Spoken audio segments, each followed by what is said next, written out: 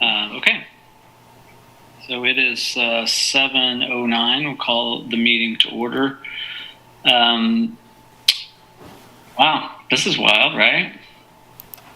Here we are on Zoom doing this. So anyway, thanks everybody for participating. The first thing on the agenda is to approve the minutes from February.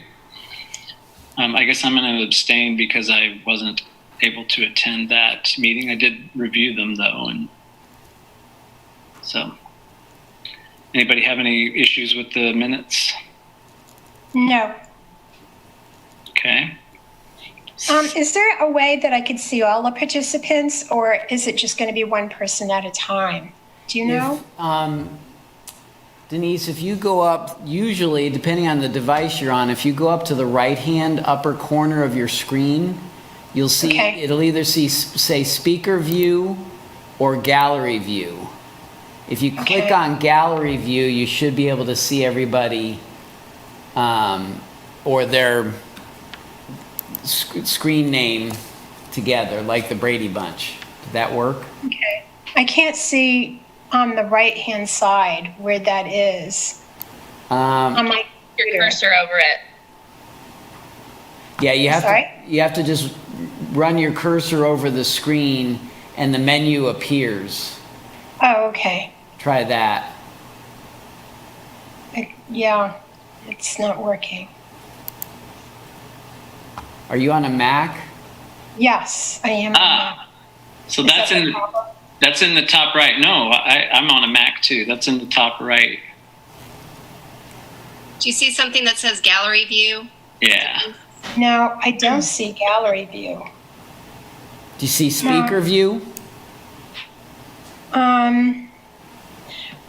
Okay, I'm just gonna, Her video's not on. the video, start the video. Should I click on that? Yeah, start video. Okay. Okay, oh, there I am. There you are. But I'm the Yay. only person. There's nobody else. Welcome to virtual land. Okay. So, all right.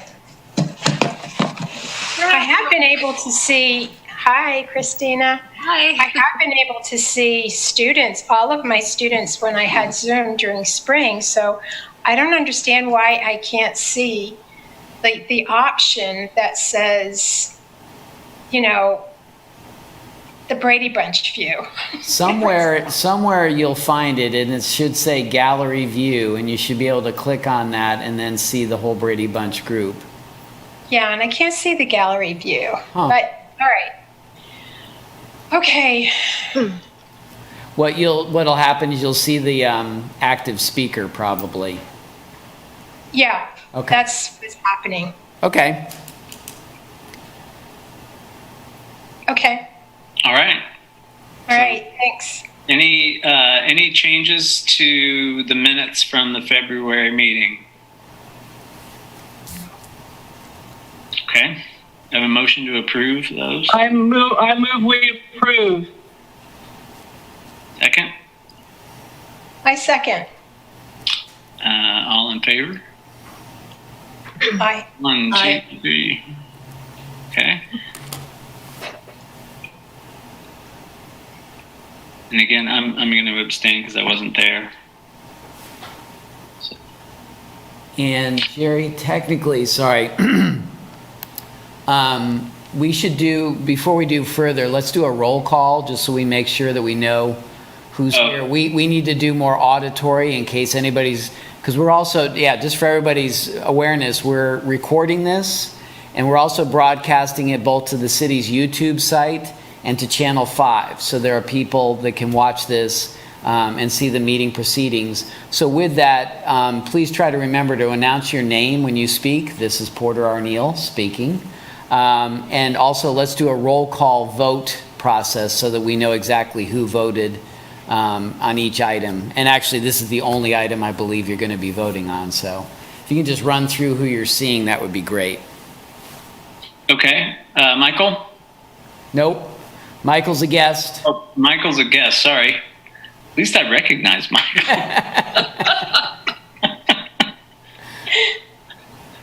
Okay, Kate.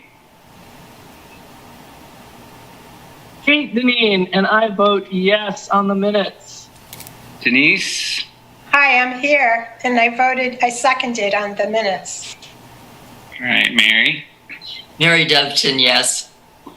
Mary Doveton, yes. Marlo? Marlo Angell, yes on the minutes. And Christina? Whoops, we couldn't hear you, Christina. Oh, can you hear Now me we now? can, yeah. Okay. Christina Walker, yes. Great. And Jerry Johnson abstain, I guess. Or- And I think Joshua is here also. Oh, he is. I don't see him. I see his name, but he's muted. He may not be on yet. So that's okay. 6 of you is actually a quorum, so you're okay on the minutes. Okay. So next on the agenda is new business. Or do we want to do the updates, or do we want to let Mary and team give their presentation? Either way probably works, and that way Margaret doesn't have to stick around to hear all the proceedings. So if you guys want to shift number 2 up. Well, she should stick around. She has the best background, in my opinion, anyway. It is good. Yeah, let's bump them up and let them go. All right, and Steve Nowak is just arriving.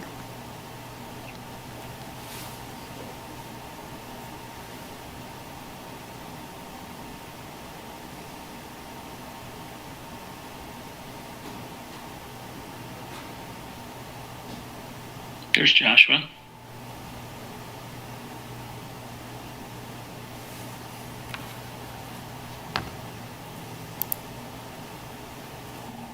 Yes. There's Steve. All right. Okay, well, let me just thank Porter and thank all of you for taking the time to listen to us tonight. I think that Steve and Margaret and I have been working together a little bit to kind of coordinate things with what we're beginning to call the anchor arts institutions in Lawrence. And well, let me just thank Porter and thank all of you for taking the time to listen to us I'm going to mute some people here. There we go, because we're getting feedback. Go ahead, Mary. Okay.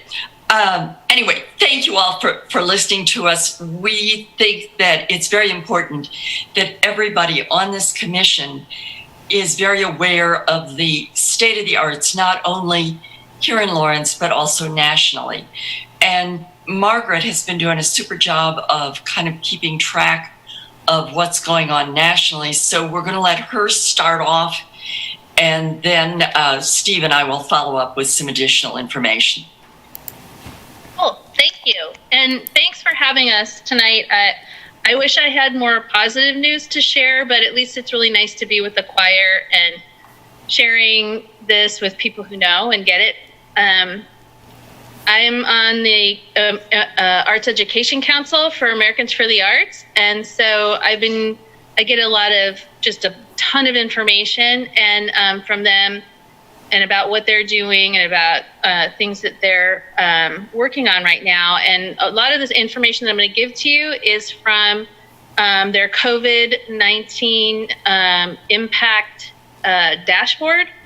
And it is an ongoing document, and it is just gathering information from the network. So Americans for the Arts has a huge network, and so, it's ongoing. And so this is information I'm going to share with you. If you've heard me give this information before, it's going to be a little different because they're constantly updating their information. So, and I am also going to use a little bit of information from La Placa Cohen, who's like the Gallup for arts and culture. I don't know if people are familiar with Culture Track. They're the people behind Culture Track, and they have done a survey of their own called Culture and Community in a Time of Crisis. I will put these links in the chat when I'm done too, so people can go and read through it, because it's a ton of really great information.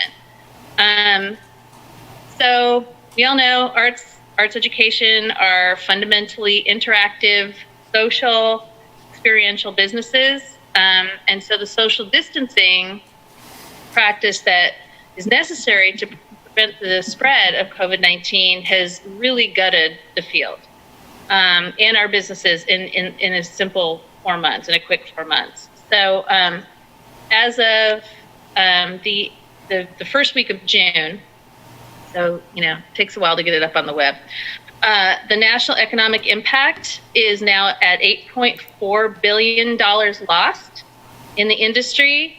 And that is from only 120,000 organizations reporting, and there's a lot more out there. So, they just haven't been able to gather the information from them yet. The drop in attendees, actual people attending events, and this includes the online, people switching to online programming, is 88 million less attendees than the average before. 96% of organizations have outright canceled everything. So like Broadway is dark, New York City Ballet is not having a Nutcracker. They're just not doing it. 120,000 employees have been laid off or furloughed, and almost all organizations, I think it was really like 99.2% of arts organizations have migrated at least some of their programming to digital and virtual in some way. And this is the statistic that really is really hard to hear and is upsetting to me personally, is that 2 out of 3 arts organizations in the United States report that they do not expect to survive the economic impact of this pandemic.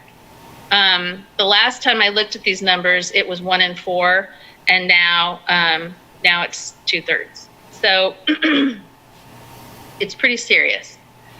The really cool thing about this dashboard that's incredibly valuable is that you can go on there and you can drill down into your own community, and you can get the averages that have been reported as of yet in your own community. So Lawrence Douglas County is behind the national average in overall financial support in the arts just in general. But we're always ahead of the curve in terms of the amount of resources available and the number of cultural employees per capita. So because of this, the cultural organizations in our city and county are considered in the really extremely high risk category. So I'm going to go into some of the information I have here. In the CARES Act relief funds, there was money allotted to the National Endowment for the Arts and the Institute for Museum and Library Sciences, and then also the National Endowment for the Humanities. I have the numbers because I got them from Americans for the Arts for the NEA. I didn't get the Humanities or Museum Sciences, but in terms of CARES Act relief funds coming through the NEA, only 4 states received less money than Kansas. Only 4 organizations in our state received an award, and there were none awarded in Lawrence, despite the fact that we have 8 organizations here who were eligible to apply, and I'm sure they did apply. And that is actually the highest concentration of eligible organizations in the state. So we got 0. And 100% of arts organizations have seen reduced philanthropic giving versus 66% nationally. So, we're not doing as well as other people, even though other people are really sucking air right now. In Douglas County, the average lost revenue per organization is 5 times the national average and 8 times the state average. So Douglas County, Lawrence Douglas County, the organizations here are doing worse than the national average and also the state average. In Lawrence Douglas County, 1 cultural organization in 3 report expecting to survive the pandemic. So I'm going to talk to you a little bit about just from the Art Center where we're at right now, and I'm going to be really, really frank. The Art Center, as of the end of June, has lost close to, this is our budget.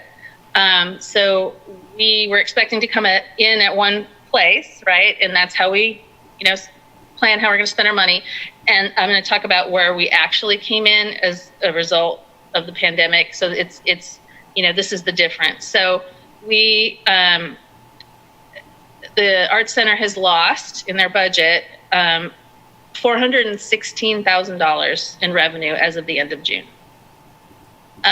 We have had to lay off 52 contract employees just this summer, depending how the fall and winter look. We're hopeful, but that's where we are right now. We have had to lay off 9 staff members, and we had to furlough 3. 10 staff have had their hours reduced by an average of 60%. So what this adds up to is that there are 74 artists who we employ. These are all artists who have been impacted in their own finances by this. Our salaried staff, I have to say, I work with the most talented, wonderful, dedicated, committed people on the planet. And if I'm going to go through a rough time, I'm so glad I'm going through it with them. All of our salaried staff have chosen to make up lost hours by taking things on themselves just to keep programs going and having programs going out there. And this is actually a statistic that Americans for the Arts was measuring is, how people are people doing this? What are your values? And really, it's a very high value of just keeping people engaged in the arts no matter what. And so 100% of organizations in Douglas County reported this, having this value and that being a priority for them versus 77% nationally. So again, it goes back to that picture of we have a really rich, dedicated, creative community here. Our enrollment has dropped by 70%. So we're functioning at 30% of enrollment. We're running about 30% of our usual classes, and 25% of these are virtual. We just started very carefully in-person classes, very few, very socially distant in the Art Center in person. 100% of our performances have moved online. And the issue that we're experiencing, and this is a national phenomena, is the internet. The fundamental beauty of the internet is it's free, so free knowledge, right? And that's a beautiful thing, ultimate democracy, right? But in this situation, it's really hard for us. It makes that very difficult. People don't want to pay for a ticket. So ticket sales for virtual and online performances has really not been successful, and we're not alone in that. So those sales are down by 59%. We essentially have no tickets or gallery sales. Our art auction is coming up, though, the virtual art auction, July 18th. Delicious food basket for merchants. It's going to be fun. Anyway, we have no ticket sales, and we're in that whole area, we're at about 25% of our budget. And we are currently planning, because of this impact, our priorities are our employees and trying to keep people employed as best we can. We're currently planning on not running programs that we have been able to run before because our budget subsidizes it, such as some of the outreach work that we do in the schools and in other after-school programs in town, our rural outreach programs, some of our youth programs and free workshops and things like that. And of course, those are the ones that are most dear to our heart because they're the programs that get to the essence of why we all work in this business, right? Arts for everyone. So our financial aid fund is depleted. We're predicting a greater amount needed this year, so we have a campaign to replenish the fund as much as we can, and we're predicting that we will, we're hopeful, but we're predicting that we we're facing the reality and thinking about the reality that we might not be able to afford to give out as much as we have in the past, which has been about $130,000 to $150,000 a year. So our next year looks bleak too. We plan for the worst, look for the best, but we're planning to have similar losses as well next year. So, we have reserves, but those will run out at this pace.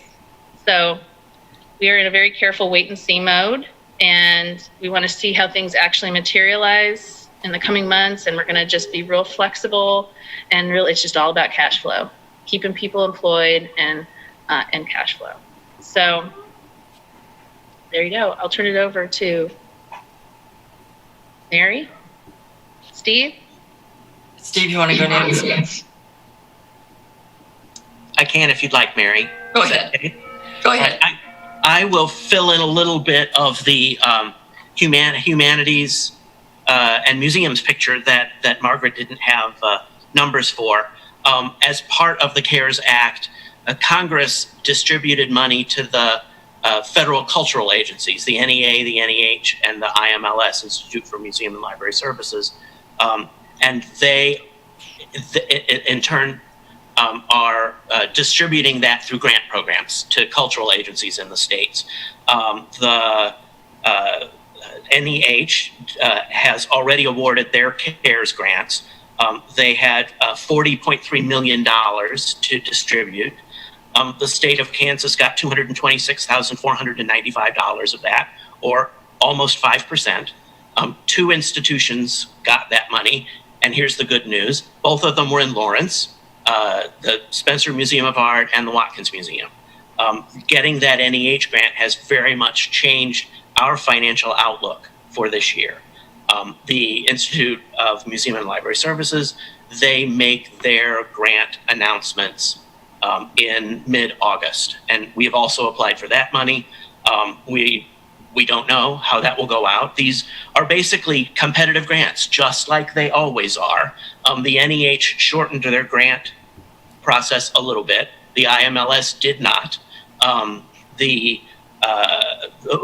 What is unique about these CARES grants is that the need for a cost share on the part of the grantee was eliminated, and that put much bigger grants in the within the reach of organizations like ours. The NEH set a cap on the grant that you could get, which was based on the size of a percentage of the size of your payroll. The IMLS did not do that. The CARES grants through NEH fund from July 1st to December 31st, 2020. The IMLS grants, that grant period begins September 1st, but it can be extended for 2 years. So the circumstances are a little different for all of the organizations that get access to that money.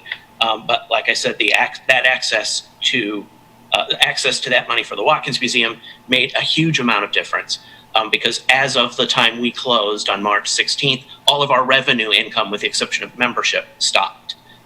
We aren't selling any tickets. We aren't receiving any donations at our front door. We aren't having any programs. We aren't admitting any school groups.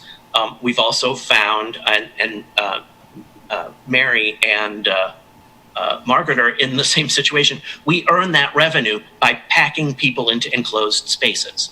So who knows when that will become a viable way of earning the level of revenue that it did for us before. We're having to invent, like Margaret, the Watkins is trying to take things online. It's really hard to earn revenue off of online activities. We've also been hit with kind of the second side of that double whammy. Fundraising generally involved putting a whole bunch of people together in one space and making them pay money to do that. That's also something that isn't working.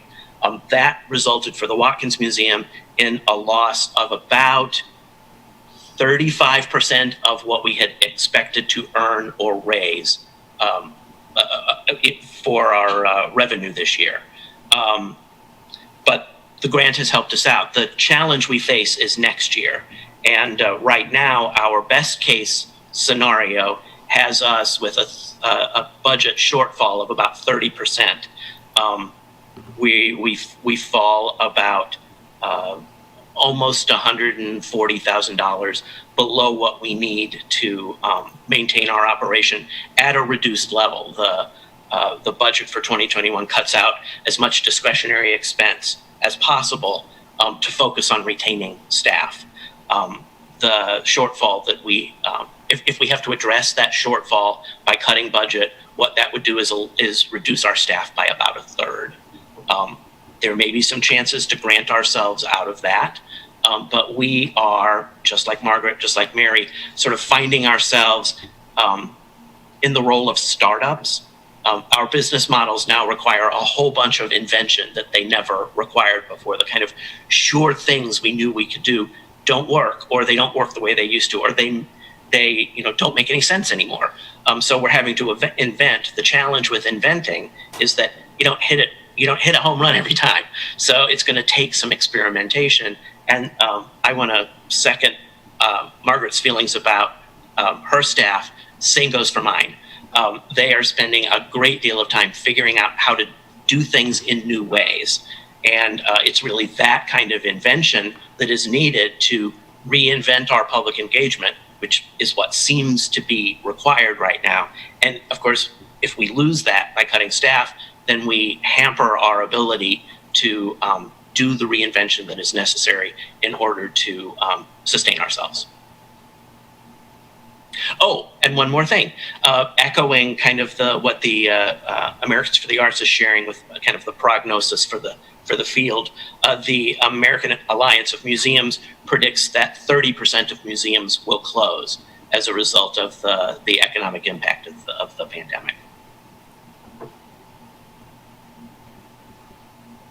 Oh, and I thought putting Steve between Margaret and me was going to be a good positive thing. We at least got a little federal money through the NEH. You don't want to sneeze at that. You did. That's really good. I bet a lot of you watched Hamilton over the weekend, right? I hope you all stuck it out through that 8 minutes of credits at the end. The sobering fact, though, is that those 8 minutes of credits, all those people who are listed there are probably unemployed right now. All those people, all the singers and the dancers and the electricians and the sound designers and the costume designers and the set builders and the painters and the people who buy the tickets and the people who sell the tickets and the ushers and every single person connected with live theater, particularly professional live theater, is out of work right now. Cirque du Soleil just laid off 3,500 people.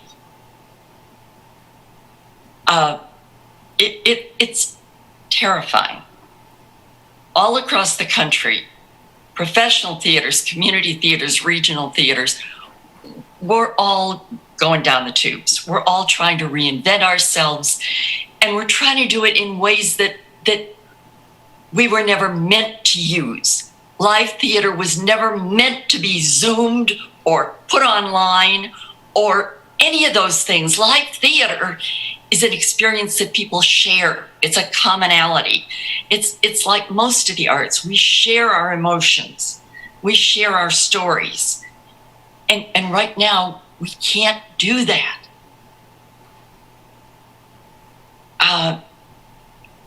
Here at Theater Lawrence, just like Margaret, just like Steve, we're bleeding money every day. So far, to coming up the end of this fiscal year, we've lost about $350,000. We have not hired, where are my numbers here? We have not hired 40 some gig workers, 46 of the folks that we generally hire for the summer, we were not able to hire. We have a contract worker on furlough. We have a part-time person on furlough. We are trying real hard. We're trying to do some Zoom classes with our kids. We're even, God help us, trying to do a Zoom meeting every week with our Penguin Project. Those are our special needs kids. So they're Zooming every Friday afternoon. Our vintage players are struggling, but they are trying to Zoom as well. We have been very, very fortunate to get a little bit of corporate funding that allowed us to build a stage out next to our parking lot. So we are doing outdoor drive-in theater. So we're doing some campy movies out there. And this weekend we are doing the first live performance that's happened in town since, live play, I should say, that's happened in town since last March. And we're doing a musical melodrama this summer. And our ticket sales started off really, really, really well. And this week, with all of the rise in cases and people getting scared, even though they can drive in, they can stay in their cars, they are not coming in contact with anybody, people are frightened. They're staying home. So right now, as of 4:30 this afternoon, our ticket sales for the weekend had just hit 50%. So it's sobering, it's scary, and none of us really knows where to go from here. In Britain over the weekend, they announced a 1.57 billion pound bailout for the arts. That's a lot of money. I somehow don't see that coming to Lawrence, Kansas. And they also have a lot less arts organizations than the United States. That's true too. So I guess one of the reasons we wanted to come in and speak here and speak publicly about this is that this is kind of like a well-kept secret. All through the pandemic, people have been turning to the arts. They've been looking at stories on TV. They have been singing songs. They've been going on the internet. They've been doing knitting projects. They've been cooking. They've been doing the virtual museum tours. They've been doing all of those things, and they just expect them to keep coming.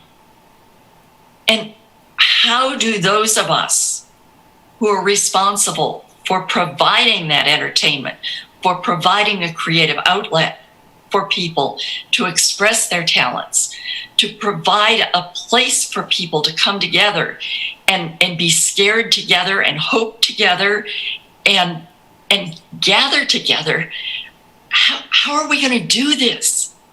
Somehow, those of us in the arts, connected with the arts, who care about the arts, have to find a way forward.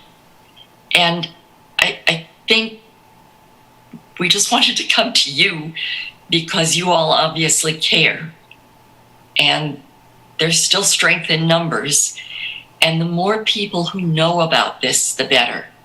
People don't realize that the arts and entertainment industry is second only to the hospitality industry in the amount that it is being harmed by this pandemic. Kate?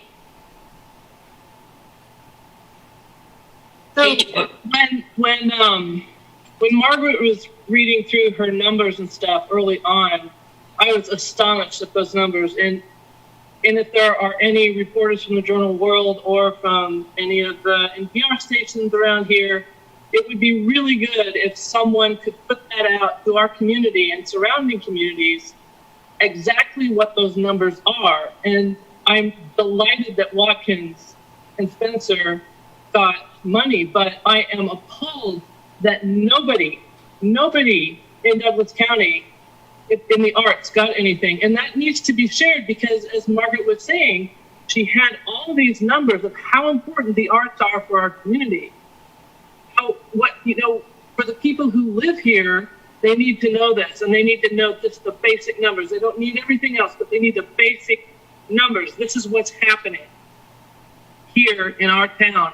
And how can we all as a community move forward all together. Who has a brilliant idea out there? How can we make this happen? Does everybody use, $5, $10, $100 if they got back that check or whatever it was, and use it towards the arts in town? What do we do? Because if we can all come together as a community and do something collective, we can do a lot. And we do that in Lawrence, but people need to know. If I could jump in, if you don't mind, this is Michael Davidson from Explore Lawrence. I've been talking to all these groups and many others. I think the thing that is unique about Theater Lawrence and the Arts Center and the Watkins is that they are brick and mortar cultural organizations. In other words, they have a building, they have expenses that other organizations might not have. And I think that, we're trying to figure out where there's CARES Act money, and it's very challenging because I don't think anybody from the county or the city really knows where those dollars will fall. I was in a meeting earlier today. When I came out of it, I told my staff I was really aggressive New York in that meeting, trying to get them to recognize that we need to address this issue. What I think would be wonderful, and we need to figure out where it could be, and this group can help put the message out. I think if $1 million split up between these organizations would allow them to survive another year, and we know 2022 is going to be better. So is it worth us, the city, the CARES Act, with county money to make these organizations whole for the revenue they lost this year? I think that would go miles to allow these organizations to survive again till times get better. And that's the message I've been pushing out. And I don't know if this group feels like they can write a letter of support to the city, to the county, but saying for $1 million, we can save 3 of our cultural gems in our community. It's not a lot of money. I don't know how many millions of dollars is coming down from the federal government to the county that's going to drip down to the city.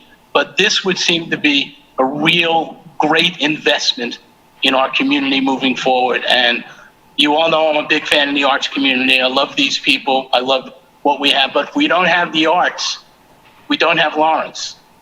So that's my 2 cents. I appreciate you allowing me to jump in. But I think if we can figure out, get resources to these organizations, and I am a member of the Theater of Lawrence board, and I know that we're going to sell only a third of the tickets for our shows when we start bringing them in the theater for social distancing and for safety.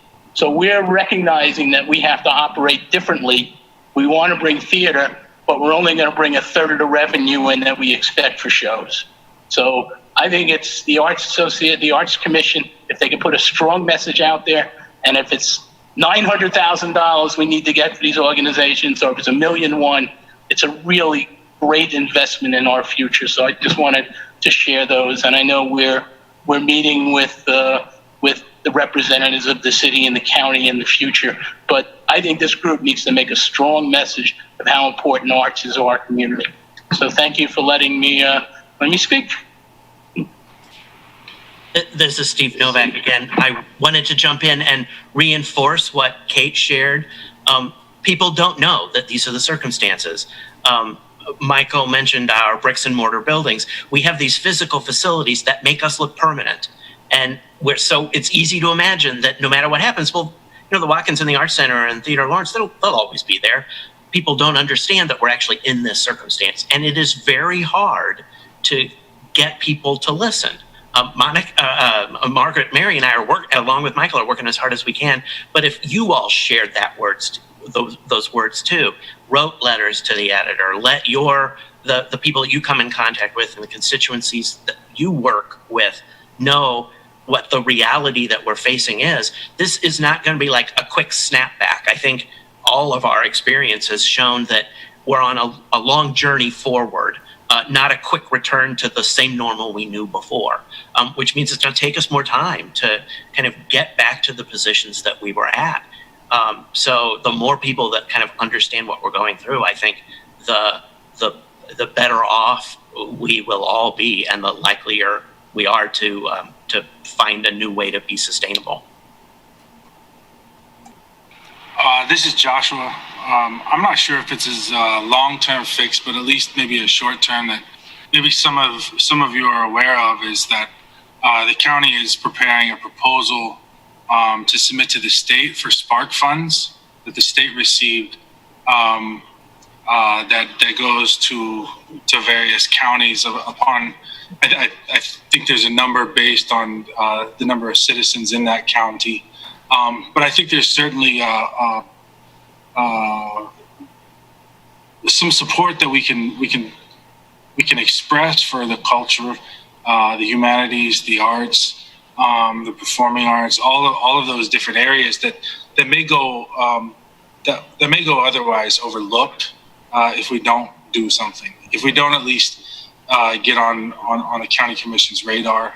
I know we are, but if we can reemphasize that point and provide some of the details and numbers and statistics that Mary and Margaret and Steve have just provided, maybe that can make our case a little stronger and make sure that it maybe moves up from, page 5 to page 2 or whatever, so that I think about my brother works in live music here locally, and it's just been devastating, what that's done to just the environment, the culture of the city, and who we are as a community, and I would strongly support and contribute to anything that might result in affecting that proposal in a positive way that impacts those various sectors.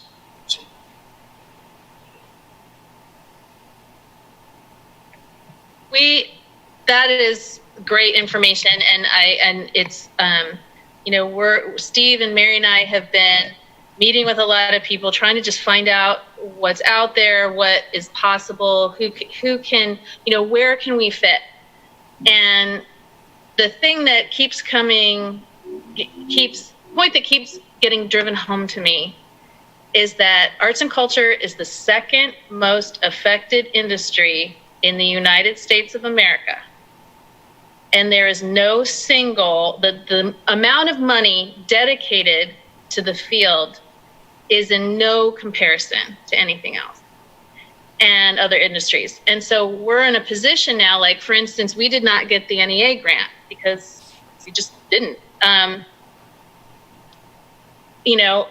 Now we're left with, that was the dedicated pot, right? There's another dedicated pot. There's a dedicated pot with the Kansas Arts Commission, none of which are, that's it, but they're very small. They're not amounts that will help us continue to employ somebody for the year or, things like that. They're super helpful, but they're not deal makers. And so, but what we're in a position of is now in those categories that the money that will allow us to just stay open, not frivolously, but stay open and keep people employed. We're having to fit our square peg into those round holes. And it's a hard sell. Let me put it that way. And it's also not, it's how likely is it, right? So anyway, I don't mean to be too bleak, but, they're just, the point I'm trying to make is there's very little actual designated relief money for arts and culture organizations.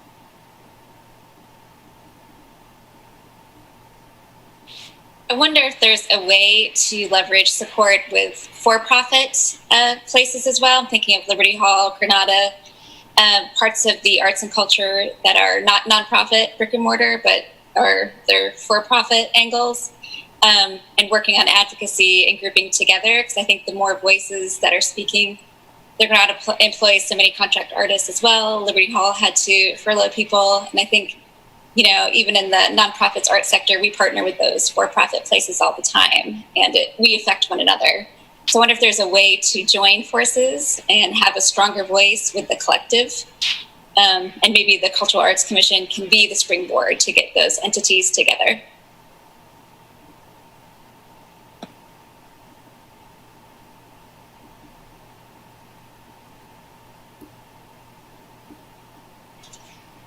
Yeah, I think just to add a number to the fact the Spark Task Force approves a proposal of 400 million to local governments, which is nothing to sneeze at. Which, I like was mentioned before, $1 million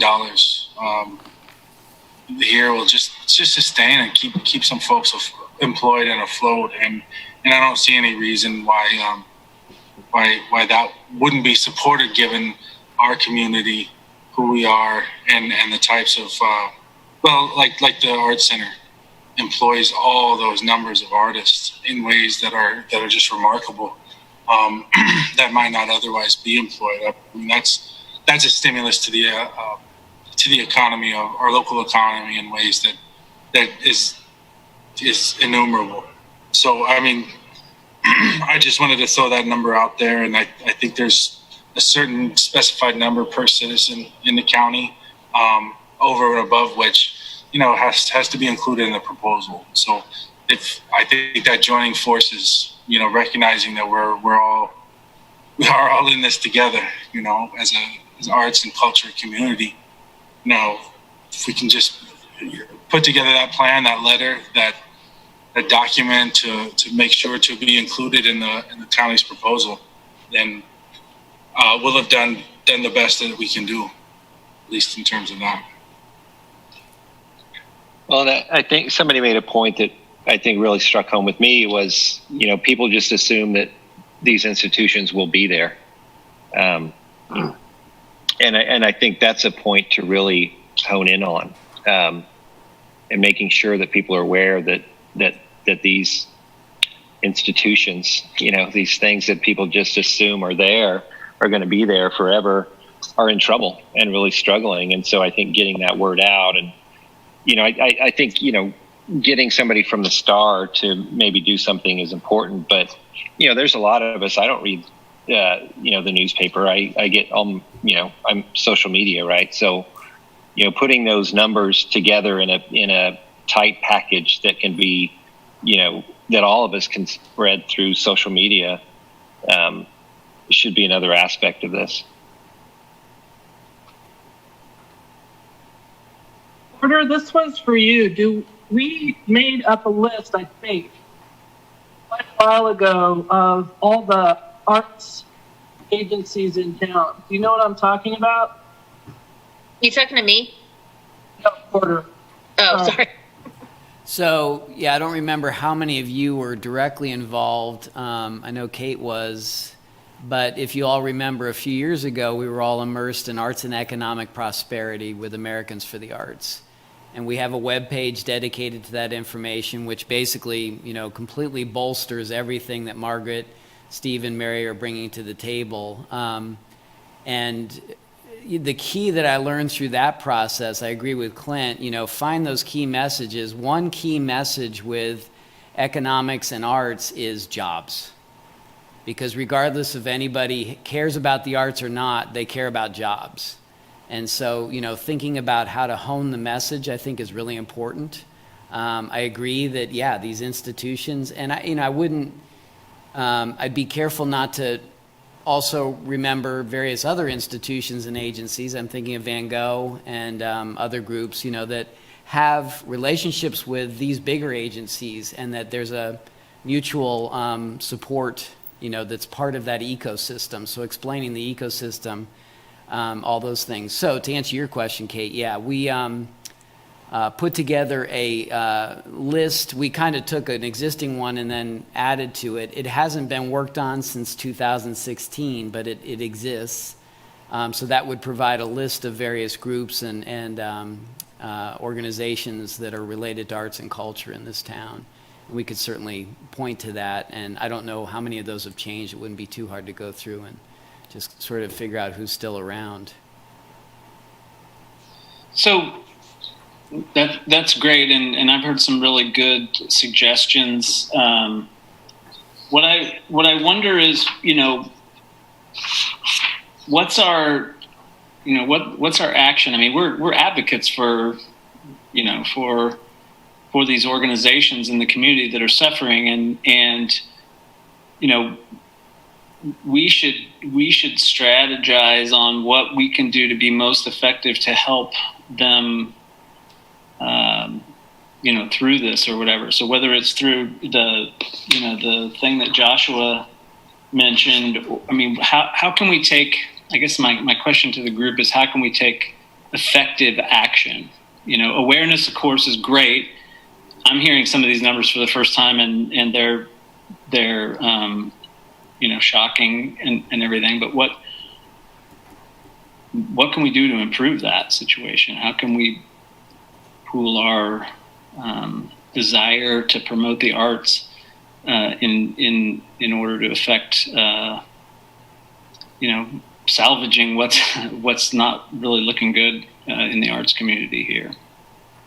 So early on, someone suggested, I think it was Michael, suggested writing letters, so both to the city commission and the county commission, pointing out these numbers that we're all, I say appalled by, but astonished by.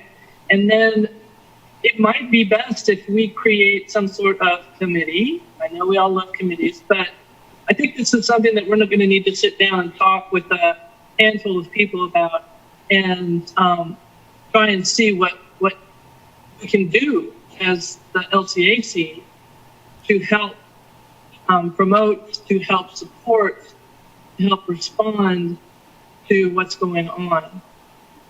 And so then it's just who wants to be in that group. And I think we're really lucky that we have a number of fabulous people who are directly involved with some of these agencies we've been talking about. So, I think anybody from the LCAC who wants to be on it is going to be extremely beneficial to it. But that's my suggestion. I like that. So letters to the county and the city from the LCAC highlighting this situation with some of these hard numbers that you guys have brought would be great. And then I like the idea of a task force or a committee to, with broad membership from, obviously some from the LCAC, but also from the community or, the organizations that are here, and then some of the ones that we mentioned that aren't, that are specifically focused on, the effects of the pandemic on the arts. I was wondering if, as you guys were talking, I was wondering, and I don't even know the answer to this, but I mean, was PPP available to nonprofits? Yes. Yes. Was it not? I know in my own business, we took it and then gave it back because it was the rules were wishy-washy, and we were frankly afraid.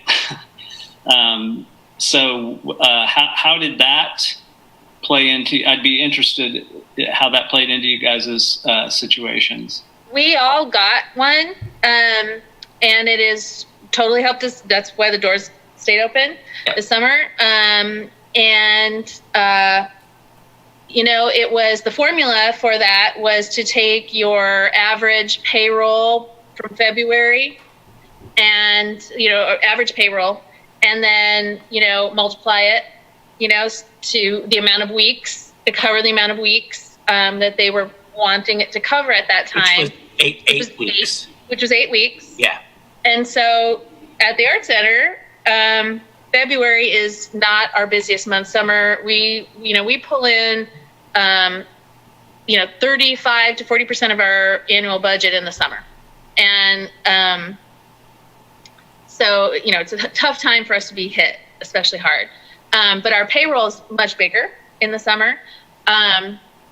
And of course we had to lay people off, but still, it covered 2 months. I mean, that's what it did. So our PPP loan is gone. We spent 100% of it on payroll. Yep, we did too. And the same thing for us, for May and June. Yep. There might be, and this is going to end up with a question for Porter, and this is Steve Nowak again. There might be some other environments in which this kind of concern can be surfaced. I'm thinking about, it seems as though the city is going to move forward with its downtown master plan. I think I'm hearing something about an economic strategic plan.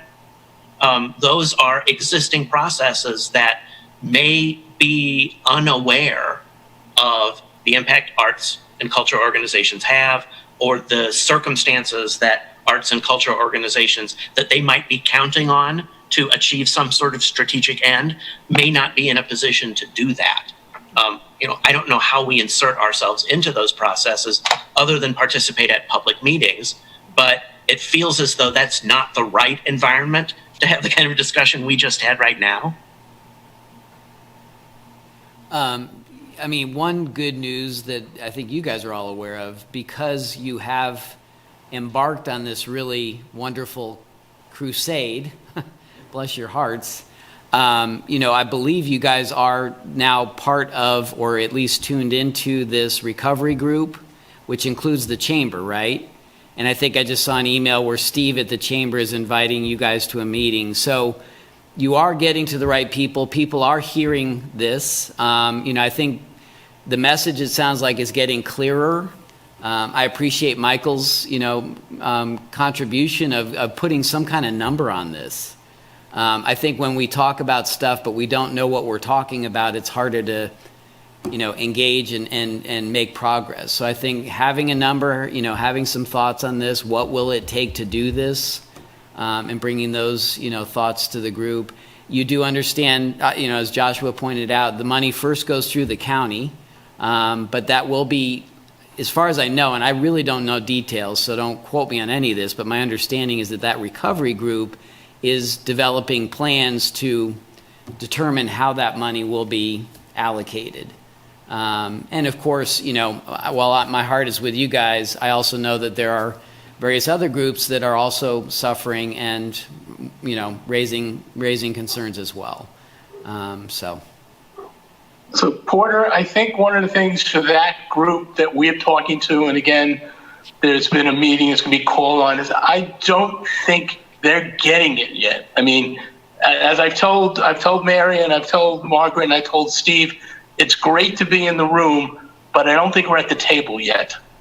And that's what we've got to push. And I think this group can help us get to that table. I think it's going to be a really good conversation with Steve and Diane, and I don't know who else is supposed to be on that call. But it's still, in the meeting we had today, they were talking about helping business recoup some of the costs they had to do to open their businesses to meet the new guidelines for safety.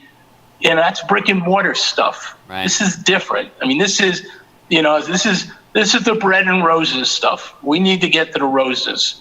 And I think that's, again, the more people can get into that choir with us, it's going to be helpful. But again, we are thankful that we're in the room. We just got to figure out how to get to the table. In the conversation we had today, they still don't even know what the requests need to look like. So and the big challenge is the money has to be spent by the end of the year.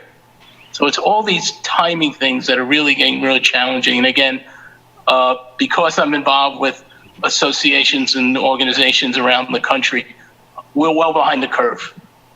Communities have already allocated these money to support the arts, to support organizations like mine. So it's just, I think the frustration is the clock is ticking. And again, if this group can help push that message a little bit, will be greatly appreciated. Anything you guys can do. But that, I think, is the frustration we're all feeling, is that we're not sure we're getting the message through as effective as we need to. And again, we don't even know the group that's going to be deciding on the money yet. We don't know if anybody from the arts community is going to be in that room when they're making decisions on things. So that's just the kind of frustration we're going. But again, I very much appreciate you listening to everybody, and anything you can do to help us would be just help them. Because, I got my own to deal with. But if we can help the arts community, it's going to help all of us. I firmly believe, and I believe that forever. So, Michael, I'm going to mute myself. It isn't even the roses that Michael's talking about. It's when you're talking about businesses reopening and what they have to do to reopen. I know Margaret and I have just made enormous investments in disinfecting equipment. We've both just installed this thing called Tersano that is thousands of dollars. And we're going to be on such a strict schedule when we do reopen. Even when the city and the county lift their restrictions that we're under right now, At the theater, we're going from 300 seats down to 96 seats in order to be able to preserve social distance. We're going to have to disinfect every square inch of this building after every performance.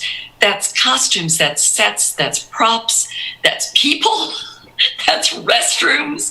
That's, so it's like a restaurant in some ways. It is a brick and mortar institution, and there are expectations that people are going to have. And this isn't frou-frou stuff that we're trying to, foist on people. This is the cost of doing business. And it is like it is a bricks and mortar thing like a restaurant, but we don't have that sort of halfway fallback position to help us a little bit. Margaret can't give a curbside art class. It just doesn't work. We can't recoup a little of this cost. We have no income, but new kinds of expenses. The cost for me to get the cleaning and wayfinding stuff is 1/10 of my program budget for the whole year. Now that's, the program budget is small. It's $8,000. But, I've spent a bunch of money on disinfectants and hand spray and wayfinding signage and all of these different kinds of things. And I'm not recouping that in any way because I don't have anything I can charge people for.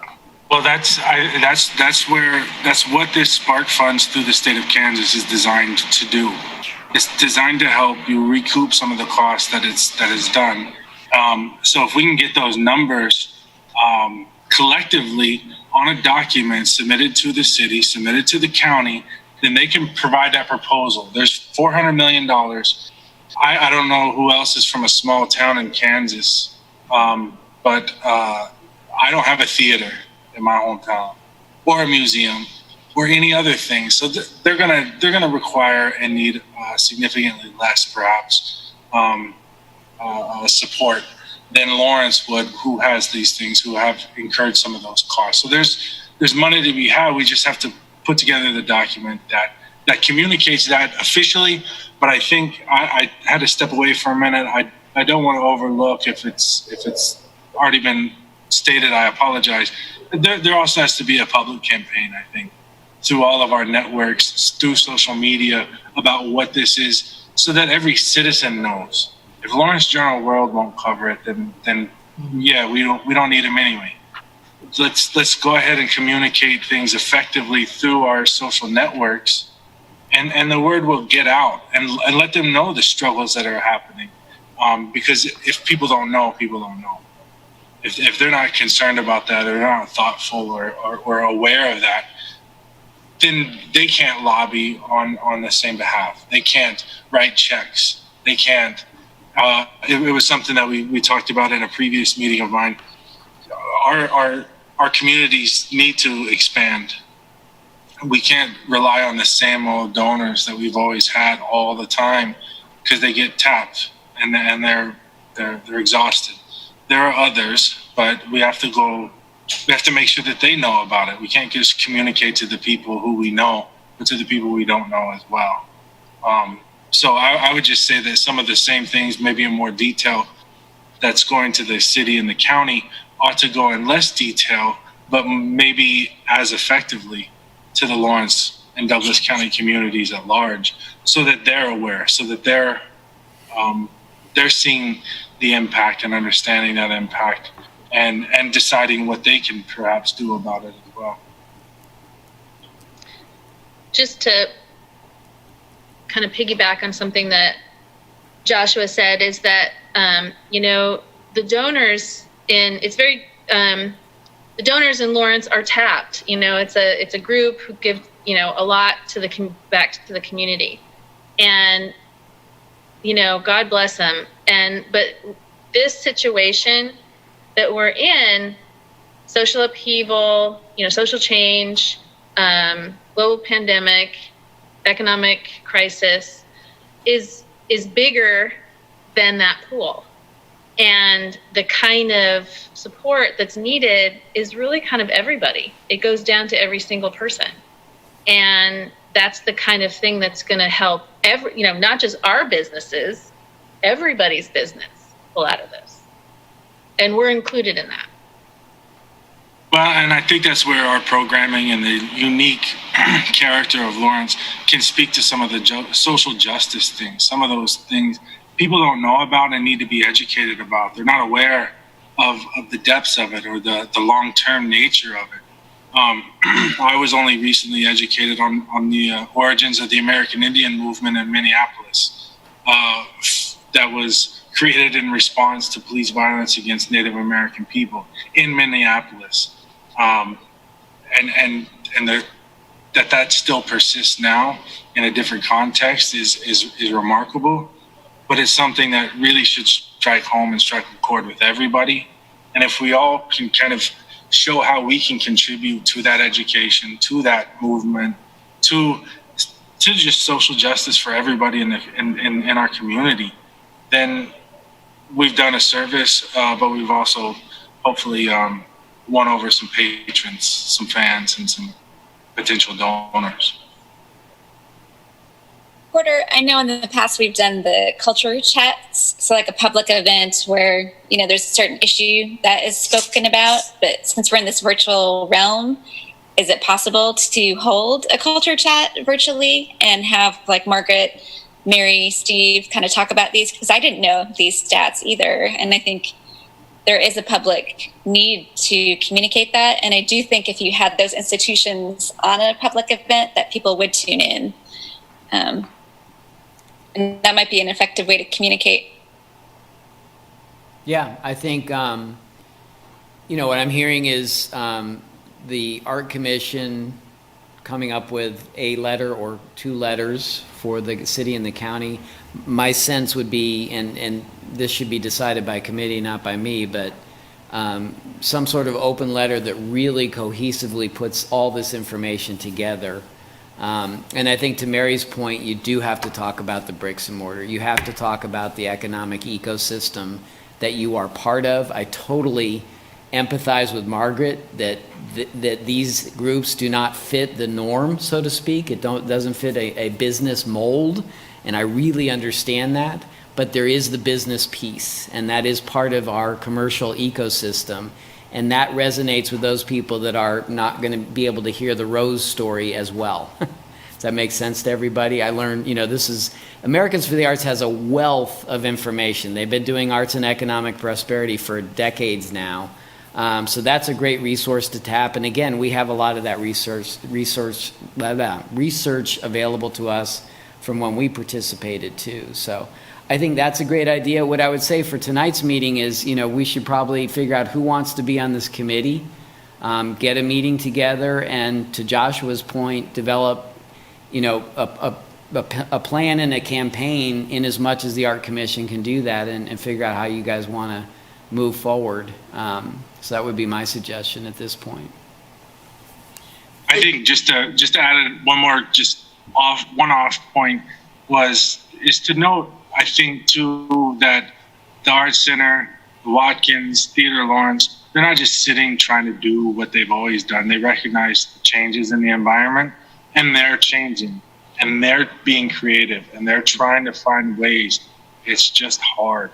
Like, I think just the story of what people and businesses and organizations, museums and theaters are all doing to try to sustain who they are and do what they do is as important as how much of a struggle it is. That people are really working hard to make this happen. That it's not for me, but we're doing everything that we can possibly do.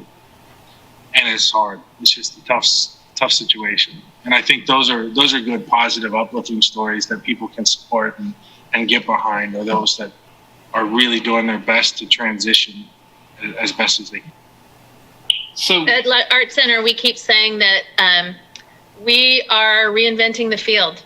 We're in a time where everything that we did before doesn't really work. The paradigm has completely changed. And, you know, we're building the plane as we fly it. And there's a lot of risk in that. And it also means that the people who are used to consuming attending, consuming what we do, participating in what we do, they're not quite caught up yet. And so there's a gap there. And that's in that gap, it can be a gap, or it can be a chasm that we all fall into. And we don't want it to be a chasm. Yeah, you have to live long enough to span the gap. So we'll try to help with that. Porter, for one, I'll volunteer to serve on that group to put those one letter together or two letters together. Obviously, we'll need people to help compile those real numbers, the no kidding numbers, so that we can present those with the same impact. I know Margaret has access to a lot of good data related to that. So who else is? I bet we'll get good attendance on this. Well, I'll help wave the flag anytime. Yeah, me too. I'm in. And I will for sure help augment with numbers and advocate wherever I can. So just let me know what you need from me. Thanks, Steve. I think maybe the important task for this group is to just really provide something in writing, something official, something that says we are a city-appointed commission and we feel that this is an important part of the city. And guys, pay attention to us. Yeah. I don't want to, I guess, make excuses, but we're transitioning from 0 online courses to everything online, trying to prepare our students.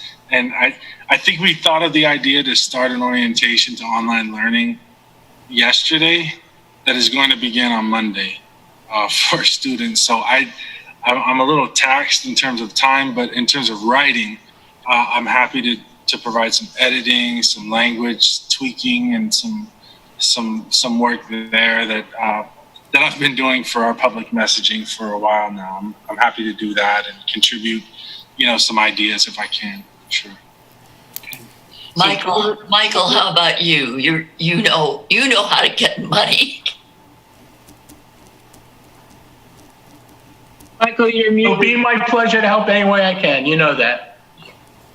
And I definitely can get loud and squeaky. That's what we need. So Porter, you'll be the collection point and the sender of the broadcast email, so that we stay within all the rules of that stuff. Correct. Okay. When I happen to know, because I was trying to set up another meeting, that remarkably my Friday is fairly open. Do you guys want to? I hear urgency. I'd be happy to set up a Zoom meeting for Friday at some point to get this ball rolling. And what we can do is, nobody necessarily has to commit formally, but we can send out an invitation, and obviously anybody is welcome to join in this sort of ad hoc committee to keep this ball rolling and to work on these letters so that we can get them to Joshua for his excellent editing skills. Just real quick looking. Yeah, my Friday. Yeah, I'm open pretty much afternoon, after lunchtime. I know I'm booked from 1 to about 2 for our public artist who I've not communicated with in quite a while, who's supposed to do the police headquarters project. So after 2 o'clock, I'm available. Okay, 2 works for me. Thumbs up? Is that a good target? All right.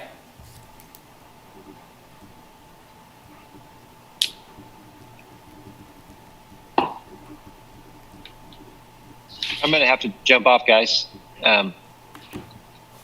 Nice to see you guys virtually. Hopefully we can do this in person again someday. Say hi to your dog for me. I enjoyed watching him playing behind you. Yeah, with the nice Thanks, sunset. Yeah, 12-month-old puppy. Ha. Yeah, she's a handful. All right. You guys have a good one. See ya. So Porter, the traditional new business things where we go through the grants and all of that, there's no activity. I don't know. I guess I'll put it out there to the group. Is there anything that we need to, where do we stand with the art grants? Where do we stand? First thing I would offer that, Margaret, this would be a great time if you want to drop off. You're welcome to stay, but I'm sure you can find other things to do. I'm pretty meetinged out. I've been on Zoom since about 9. I understand. Yeah, I love you all. Thank you for your work. Thank you for having. This is my 5th Zoom of the day, but I have to say it's been the best one because it is so nice to tell our story to people who actually get it.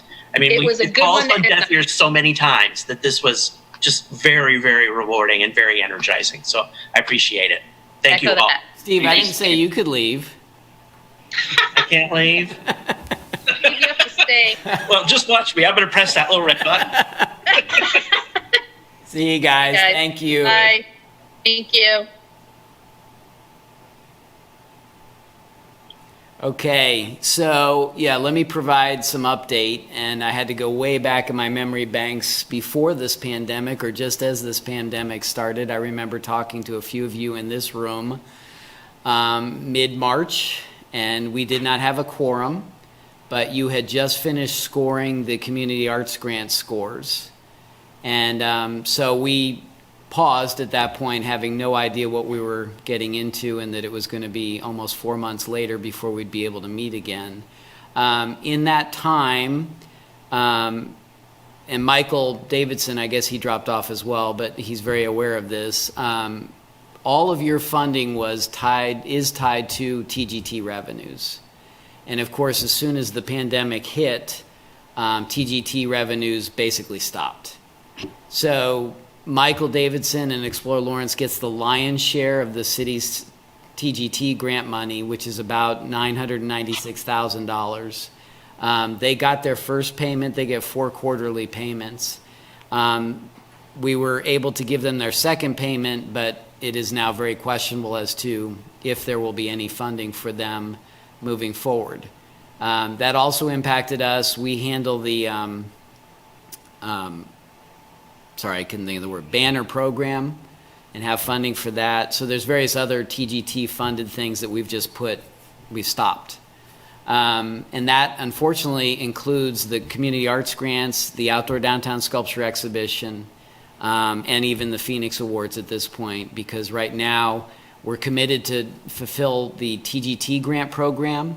Most of those groups have canceled their events, similar, to what you're hearing from arts and culture in general.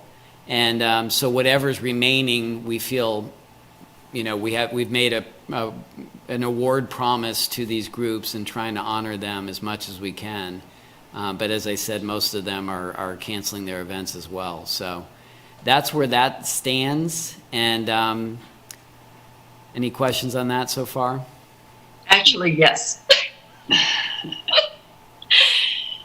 So, philosophical question. If we as a cultural arts commission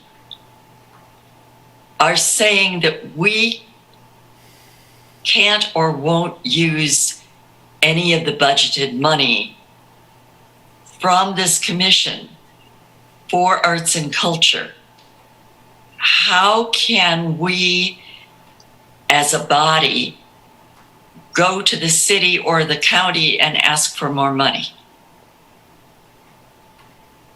for the arts? First, from a practical point, I'm not asking practical, I'm asking philosophical. Okay. So Mary, I'm not sure I understand your question. So is your question saying, since the line item budget that provides our or the source of funding that addresses our line item is not there, vis-a-vis the transient guest tax. Is your question, how do we go to the city and say, how can we backfill that out of some other place? No, I'm asking if it sounds to me like a decision has been made not to expend that money. Not that the money it's been taken away. The money isn't there. That's the point. It was budgeted, but it's reliant on those revenues, and the revenues don't exist. So that's what I'm saying. There is a practical piece to this that you have to consider. And I would say, in answer to your question, it's apples and oranges. This was money budgeted through a fund through the city that is no longer available. So those programs have been paused, stopped. But you're asking for different funding to keep Theater Lawrence, the Art Center, and the Watkins and possibly others literally afloat for the benefit of the whole community. So I hope that answers your question. I think it's okay. It's two different. I just want to make sure we didn't give up without a fight. Understood. And yeah, I would totally agree. And in this case, though, there is no money in this fund. This was budgeted based on anticipated revenues, and those revenues are non-existent at this point. I mean, is it the feeling of this group that, I mean, I'll be a little bit dramatic here, but I mean, is it worth us, sort of not poking, about those things, the Phoenix Awards, the downtown art school, outdoor sculpture thing, those things, and then really saying, hey, listen, these are dire circumstances. We need to help protect and support these institutions like, the Watkins and Theater Lawrence and whoever else, Spencer, whoever else it is. I mean, it is, are we saying maybe that we need to focus our energy on those types of things rather than the our normal budget thing? Yeah, I think preserving some of those activities and grants would be great. But based on the numbers and the statistics that Mary and Steve and Margaret provided, I think it's just keeping these institutions afloat, keeping people employed. I mean, I think one of the things that ought to be recognized, what I think is important about some of those numbers, is for every employee who is no longer employed at any of those organizations, that's less revenue they're spending out in the city. That's perhaps missed rent. That's perhaps a dinner at safe social distancing that they don't have to support other of our local businesses. And I think that's the sticking point is how this can spiral down, significantly. Those numbers that like the Arts Center, Margaret mentioned 74 artists were impacted who were previously employed. That's 74 folks who had money in their pockets who won't now and can't spend that in the community, can't go to the grocery store, can't go to eat at a restaurant or order in or order takeout. I think all of those things really are going to ultimately impact the city in the long run too. So why not mitigate it before it does? I have a little bit of concern that our funding is tied to TGT. And I know that was a change that was made this past year, because I think we've circled around it before, where our goals aren't necessarily bringing people into town. Like sometimes we do programs within our arts institutions that do bring people into town, but it feels like the Cultural Arts Commission has a cultural goal that's different than TGT. So it's a little bit worrisome that our funding is tied to that. So if revenues don't come in, then our programming is gone. It feels a little problematic to me, this change that just happened this year. And I don't know if there's anything we can do to try to correct that, and so that we're not dependent on tax dollars, because I feel like especially 2021 is going to be rough. Like it's going to be hard to get visitors and people traveling again. And so it's a chicken and egg syndrome. So if we don't offer any cool programming, people aren't going to come. But if we're only funded by those tax dollars, I don't know how we're going to fix it. Yeah, it's a great point, Marlo. But I think if we think back to when that happened, I think we were all on fire about that, right? But Porter, remind us what the fire hose was that put out our fire. I think we were just told it ultimately is tough rocks. It's the city commission's decision. And that's, and before the pandemic, there was some discussion about how that could change. But under current circumstances, my sense is that's not going to change immediately. But let me ask you this, to Mary's point about not just, rolling over or whatever. What if we do go to the commission and we go, see, this was a real bad idea. You guys tied this to the transient guest tax, and to Marlo's point, some of the things that we fund don't have anything to do with that. It's more supporting,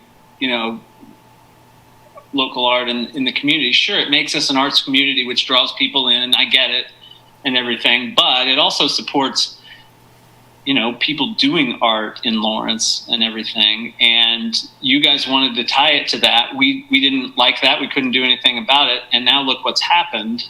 Here's an example, a very poignant example of why it's a bad idea.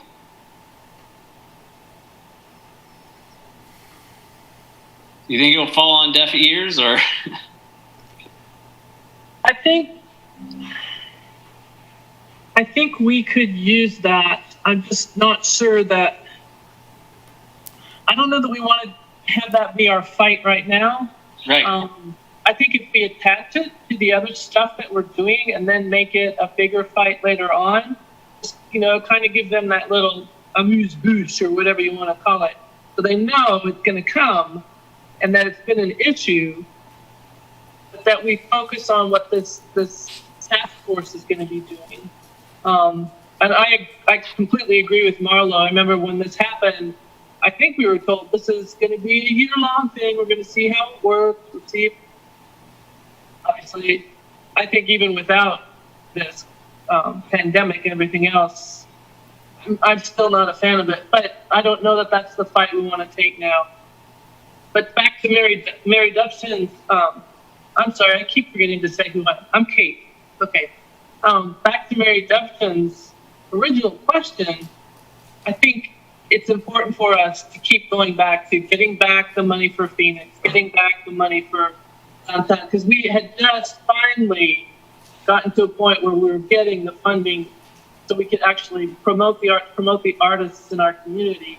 And now it's all disappeared, and we don't want to give that up. So I think, yes, that we do want to go back to that. But right now, because of the crisis we're in, we need to put our focus on helping these brick and mortar groups so that they can help the other artists on down the line, and we can all start supporting each other and possibly collaborating on down the line.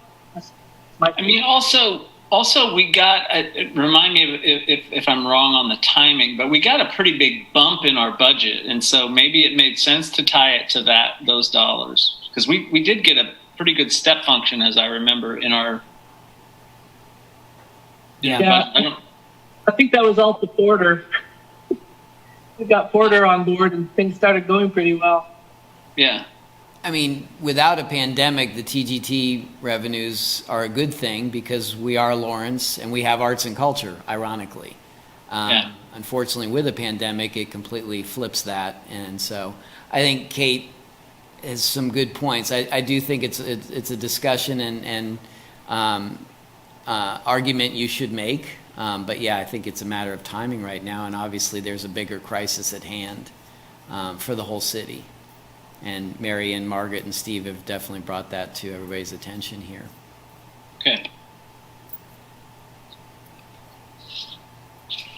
The only other thing I wanted to share with you is that Rex Sandquist called me about 2 weeks ago, and because of the pandemic, I think he and his significant other decided to move back to I think, Nebraska.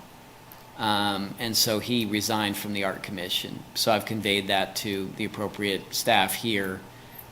So you have 3 empty seats currently, and the mayor obviously has been mighty busy with a lot of other things, so she's a little bit behind on appointing seats, but just FYI, that's where that is. And I think there are several people that have applied for this board. If you know of others, if there's anybody that has an interest in current circumstances particularly, remind them that they need to apply first, and they can go to the city's page or email me, and I can get them to the right place so they can submit their application so the mayor can review those.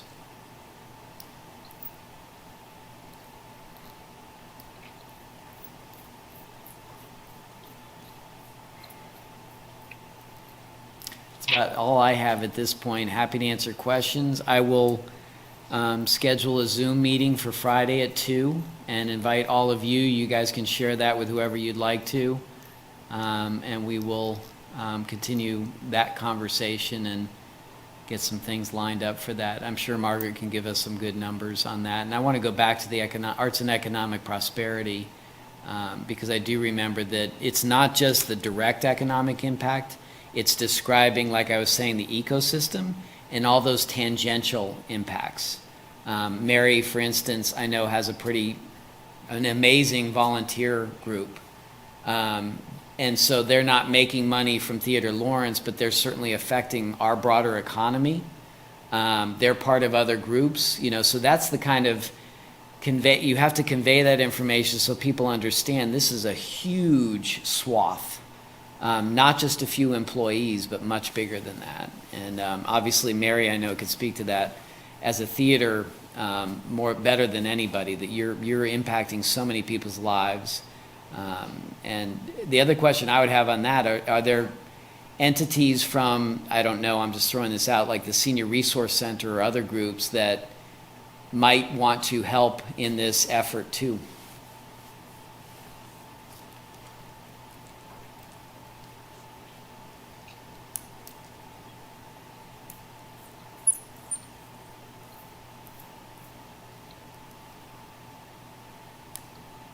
Yeah, I mean, I'm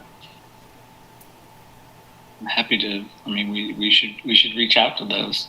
I mean, we should reach out to people like Van Gogh and some of the other. Yeah.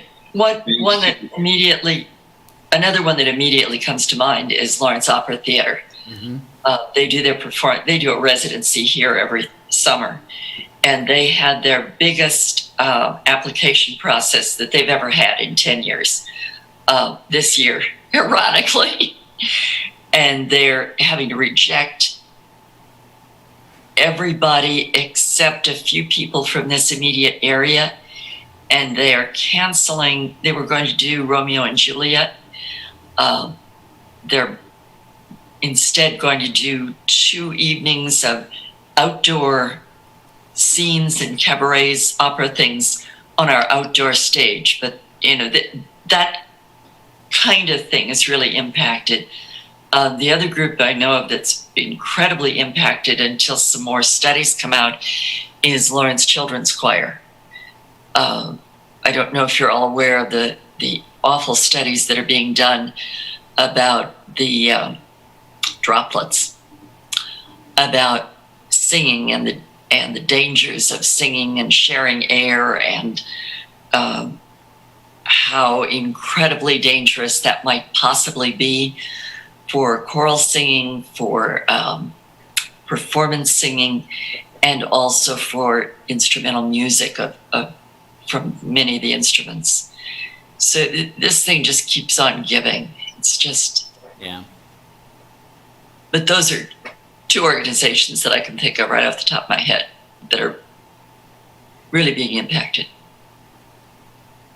We'll look at that list as well. But yeah, I think that's key to find out, because they have board members, they have volunteers that might be, able to, at the very least, serve in an advocacy role and help communicate information to other people, make sure people are aware of the situation. Good stuff.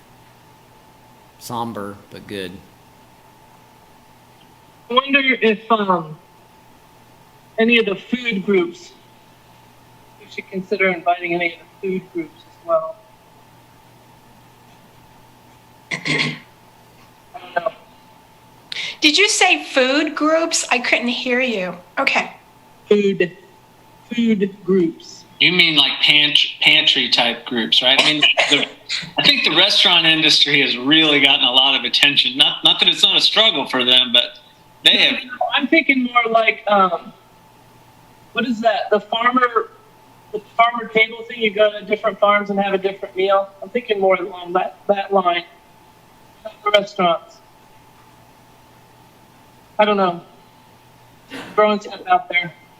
Yeah, we should talk about it Friday, and I think you need to figure out how far the tangent is, you know, if it's part of this debate currently, or if, you know, sort of to your point earlier, Kate, focusing the energies on the one cause, and having these conversations to figure out, you know, where might that lead us.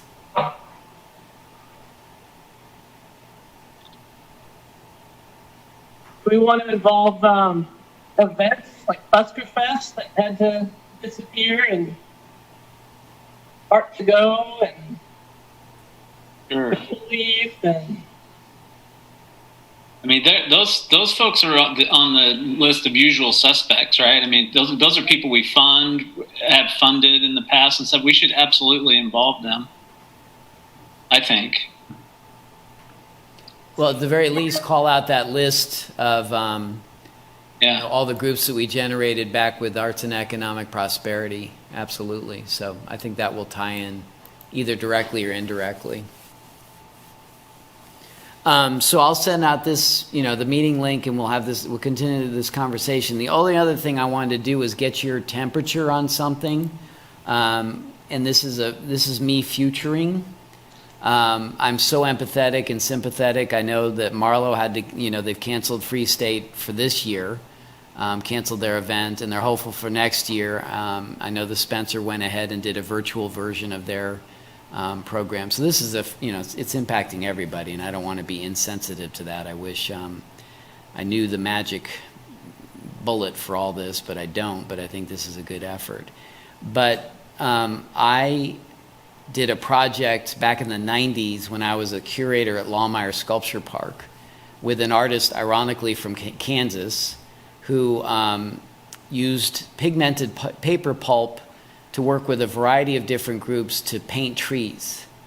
And I've always held this in the back of my mind of it could be such an amazing, literally citywide art project. And so I've been holding this. I've been wanting to look into it more deeply, but quite frankly have been very, very busy with a variety of other things the last 4 months. But wanted to bring it to you guys. I've talked to Jerry about it. I cornered Denise this morning on a walk, told her about it. I've told Marlo about it. Kate, I told months ago before any of this happened. And the reason I want to tell you about it is, one, I just want to tell you about it, but two, I think it could grow into bigger things, both on a healing level, but potentially also helping to bring people to Lawrence next July, and then some, which obviously sales tax and TGT, hopefully by then the COVID issue is behind us, and we can, you know, move on, and this could be good for a variety of reasons. So let me quickly do this with you, and I realize I have to open my file here. So, Can I say something at this point? Please. I looked at the grant and some of the funded grants, which happily are available online, sample funded grants. And it seems to me, if we do a grant, which I was going to start working on one, to be honest with you. Bless your heart. Well, it's going to have to incorporate something, you know, much larger than celebrating, or, you know, something that grabs onto something that's citywide, you know, something that we're doing as a city right now, that it has been working on it for a while, such as the cultural plan or something else similar. And so that's going to need to, you know, it's going to have a bigger, broader scope. Okay. That's my sense right now. And what Denise is referencing is I'm looking at an NEA Our Town grant that came up and seems like it could be a natural for this kind of situation. Whether we can actually pull that off, frankly, I don't know, and I appreciate Denise looking into it because obviously it takes that kind of effort. Let me. And it would be due July 26th. Right, so it would be urgent in that sense.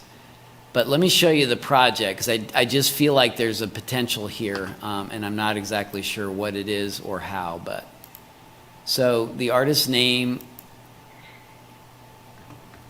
and I totally lost the screen here. Hang on, I got to move everybody around. If it matters, we can see it well. Yeah, I can see it fine. You can see it just fine. Okay. All right. So Jean Van Harlingen was this artist that I worked with. And you can see here the pictures, unfortunately, from the 1990s, and they're scanned in, so they're not the greatest resolution. But you get the gist here, literally painting a tree. And she came in and did this in the sculpture park that I worked at. We did it at a suburban school, and we did it at an inner city school, coincidentally near Ferguson, Missouri. And the results were just amazing, how kids responded to this, how adults responded to this. The magic of a project like this is, one, it's very simple. Anybody can do it. How we do that, I don't know. But basically, you can throw newspaper in a blender, blend it up, throw natural pigment in it, and make your own sort of paper clay. And it will adhere to these trees for about a year or so. And then what's sort of magical is that as this progresses, animals start stealing pieces of the paper. It's completely ephemeral, and adding them to their nests. So suddenly these colors are appearing in different places. My vision for something like this is that, one, it would be great if one person did this in their neighborhood. I could see that that could easily spawn several people in a neighborhood and potentially a whole neighborhood engaging in this project, which suddenly becomes something of a visual bonanza. And believe me, you start seeing trees in a whole new way. Let me go through this. Here, these are some of the things that she did in the sculpture park. She did trees. This is an old stump, various trees around the park. That's a detail of it. Sometimes it was just single colored trees. Details of the stump that she did, the tree back here. So you get the gist of it. I mean, I love, just the simplicity of something like this. I can imagine this on Massachusetts Street, and it just becomes a visual thing similar to sort of, holiday lights in a way. But my thinking is that if this could be a community-wide project, if different groups could engage for different purposes. Obviously, we're having a very big conversation about race and equity right now. What if, say, the police department worked with Black Lives Matters and did a project where they did trees on their campus or something along those lines? I think, the possibilities are pretty open-ended. I'm thinking of the Lawrence Loop and people going out there and doing projects in different parts of the loop. I'm sure we could come up with all sorts of ideas along this line. So I just offer this, as something that's been out there. I visited with Jean just before I moved here, as a matter of fact. She was dying of MS, sadly, but I finally caught up with her and we had a great conversation. And I asked her, I said, I think this is such an amazing project and it hasn't been done in decades. Would it be okay for me to do it again? And she actually gave me her blessing and said all I would, just want to get some credit. And it just, really touched me. So again, I'm futuring. I know we're all in crisis mode here. This is a whole different kind of project. We may not have the ability to get this NEA grant, but I still feel like there may be some kind of potential with something like this. I need to run it by Michael Davidson, because I also believe that if we really could do this on a citywide level, that it could make Lawrence a really big destination, which brings in that sales tax money and brings in that TGT money. So also not just thinking about, obviously we're in crisis now. Mary, Margaret, and Steve and others are desperate, and I understand that, but we also have to think into the future, that we have to keep things going and keep bringing people in as well. So There's that. I don't want you to take any action. I didn't have this specifically on the agenda. I just wanted to get your temperature. I've talked to Marlo about this. I don't know if the Art Center would want to partner. My thought would be is that with any grant, typically you can have in-kind. So maybe we could get several partners. They could all contribute some sort of in-kind and balance it that way. So I just offer that, and I just want to see if anybody has a strong opinion, either yay or nay, and get your sense of something like this. Porter, I really like this idea. This is Christina. And I'm wondering too that maybe we could think about the type of paper that was used, if that might have some significance. Perfect segue. Because coincidentally, when I talked to our chair, I discovered that his son, I'll let you finish the sentence, Jerry. Yeah, it was great. My son is a paper maker and a printmaker. He's built, just in the last couple of months, he's built a big a vat and a press and everything. And in fact, when Porter ran this, I actually sent Porter an email that was spurred by Mary's email. And Porter and I had a phone conversation, what can we do? And Porter said, well, I have this idea that I've been talking to people about, but I don't know a paper maker. And then I said, oh, well, I happen to know a paper maker. So I sent my son off to, Porter sent some pictures, and I sent him off to just do it. And he did it in his backyard, and he put the paper all over the trees in his backyard. So anyway, he's all excited about helping in any way that he can. And so I obviously am in favor of the idea. I think it's great. I think it can be done anywhere by anyone and can be a tool to bring people together. And I just think it's really cool. I'm thinking, what if we had people, we're wanting to consider race and equity and all the social issues that are currently happening. If you might have people on the paper, writing their thoughts, writing their experiences, and infusing that paper then with more meaning. Mm-hmm. And that paper that could be used, something like that. Oh, it's great. This is the kind of art project that just spawns ideas like that, which are fabulous. Yeah. I think it's a lovely idea, Porter. I'm not touching it at this point. Fair enough. Understood. When we're fighting for our very existence, I understand, and we have more projects than we can possibly handle, and we're working umpty million hours a week and having to lay people off, the very thought of taking on one more creative project is just staggering to me. Totally understand, and I don't expect you to dive in. Appreciate that you just see the positive side of this, and I'm hoping that in a year's time, if we can do something along these lines, that it can actually be a big benefit to you guys too. That's really in my heart. That's what I'm trying to get to, thinking ahead that way. So thanks, I appreciate that. So is anybody opposed? Good. So Porter, how should we proceed if I am interested in, helping out or actually spearheading this? How do I proceed at this point? I have to ask Marlo, did you talk to Margaret, and would the Art Center be willing to partner in this effort? And I don't know exactly what that means yet, and I certainly wouldn't put you in any kind of liability situation, but the grant, as I understand it, requires a government with a nonprofit partner. Okay. Yeah, I did speak to Margaret and other people at the Art Center, and I got similar feedback to Mary's point of view. We're just feeling like a little bit overtaxed. So I don't think it would be good for them to move forward at this time. I think with that quick turnaround with the grant, I don't think they would buy in for a full investment of time and resources.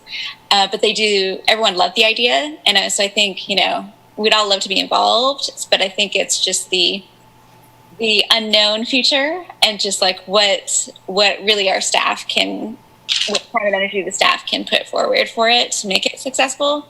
So I think that interest in the love for the project is there. It's just the quick timing during this pandemic. I think that's the hurdle. Yep.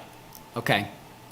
And I agree that this is a really quick turnaround to look into, just the sheer in kind that we would need to include in a grant application.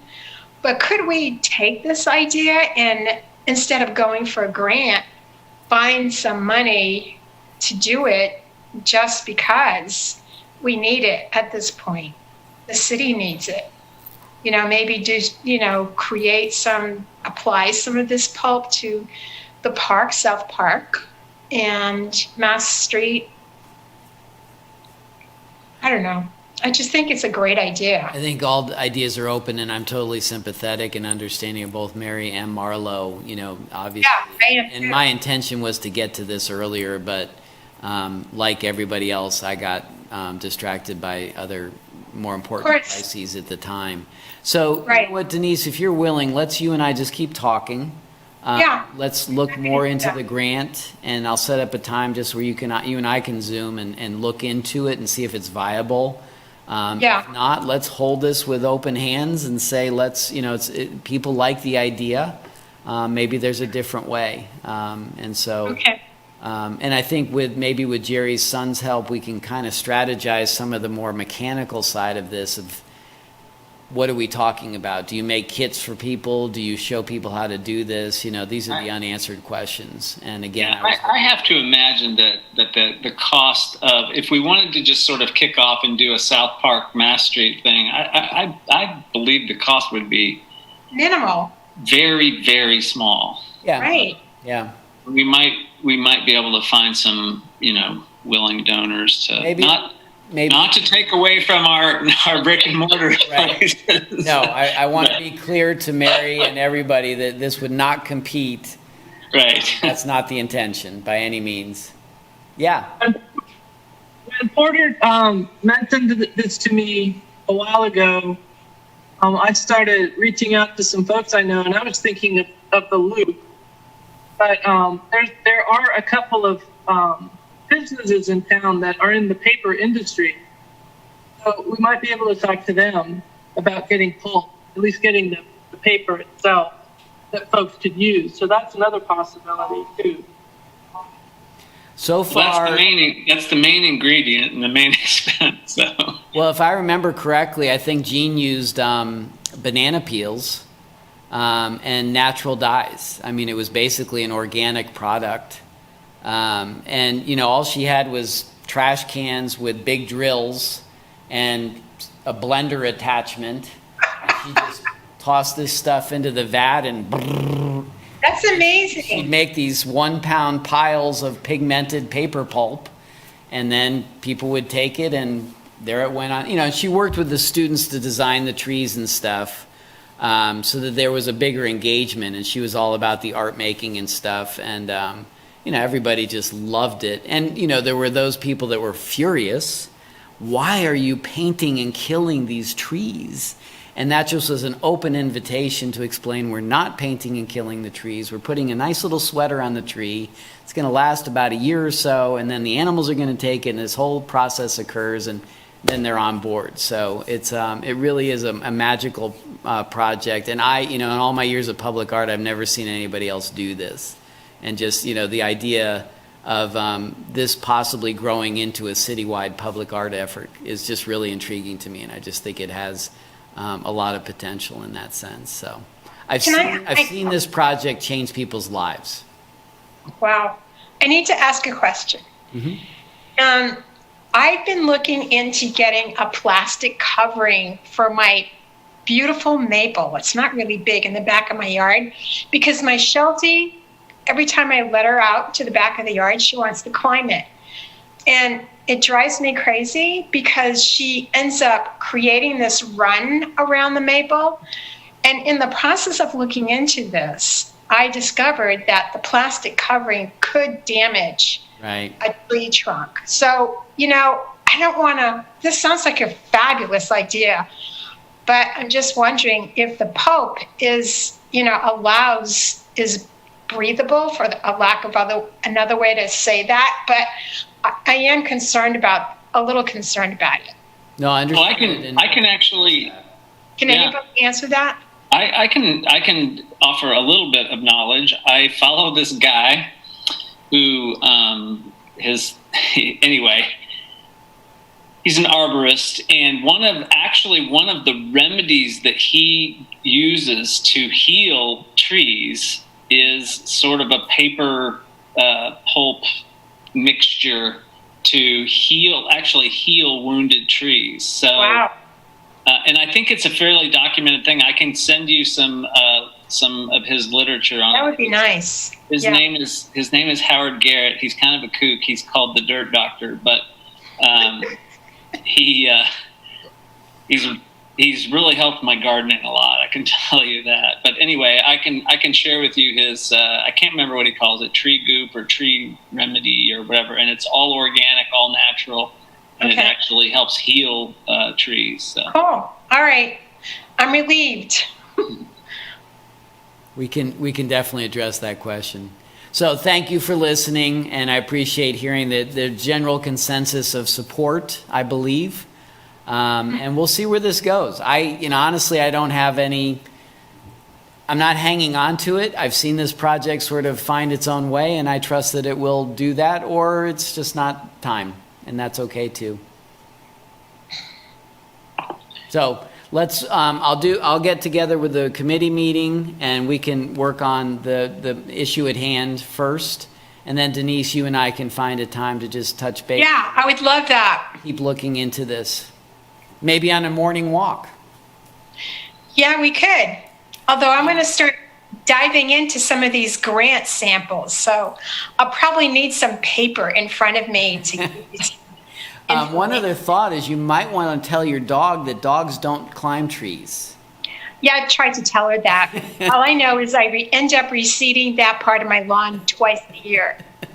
So I do have a solution. I'm just hoping, knock on wood, that I do have a solution. I have some chicken coop wire that I'm going to attach around it, which will allow air and water to reach the bark. So we'll see. I'm going to install it tomorrow. I'll report next month. Yes, please. All right. Anything else before we adjourn? So we meet in a month? Yeah. Okay. We'll plan. I'll set that up for next month, the second Wednesday of the month. Okay, great. And thank you all so much for being so supportive and letting us expound. Oh, thank you for bringing it to us, Mary. We I wouldn't read about that in the paper or whatever. So. Well, it's not reported in the paper. That's something that occurred to me that the Journal World hasn't really raised this, has it? There should be an article that discusses this. We the temperature of our cultural, ground. Yeah. All right. I move to adjourn. Second. Say your name. Okay, bye.